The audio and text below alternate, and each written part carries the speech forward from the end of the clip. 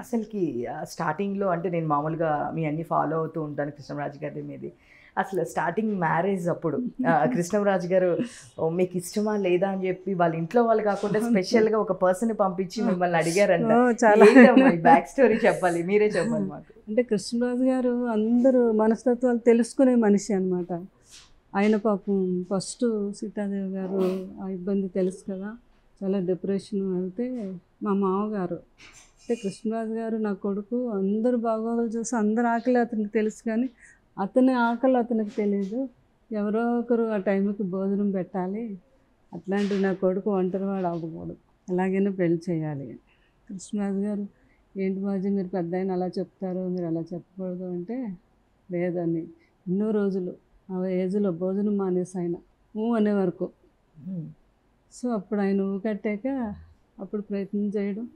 ఇప్పుడు మాకు బంధుత్వం ఉంది, నేను చిన్నప్పటి నుంచి తెలుసు. మా కజిన్ సిస్టర్ను మా ఆడపడుచు సొంత తోటికోడలు అనమాట.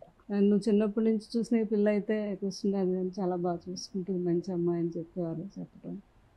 మా మదర్ ముందు ఆలోచించారు, పెద్ద ఫ్యామిలీ వెళ్ళేవి అంటే ఏం పర్లేదని నేను ఒప్పుకొని. అయితే కృష్ణరాజు గారు కజిన్ బ్రదర్ని పంపించారు సీక్రెట్గా. లేదు పిల్లల అభిప్రాయాలు తెలియకుండా పెద్దోళ్ళు ఒప్పించి చేస్తున్నారేమో, అమ్మాయికి అసలు ఇష్టం ఉందో లేదో, నువ్వు ముందెళ్ళి తెలుసుకొనిరా అని. సో ఆయన వచ్చి అడగటం, నేను ఓకే అన్నాకే ఒప్పుకొని చేసుకోవడం జరిగింది. అప్పుడులోనే అంత వెరిఫై చేశారమ్మా. చాలా ముందు చూపు ఆయన కృష్ణరాజు గారికి అనమాట.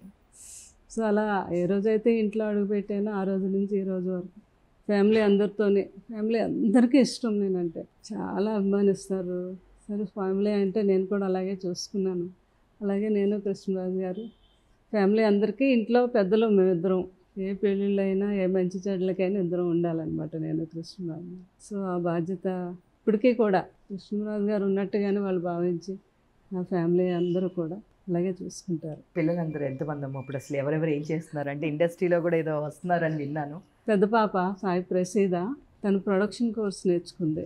మాది గోపికృష్ణ మూవీస్ ఉంది కదా, తీయాలని తనకి ఇంట్రెస్ట్.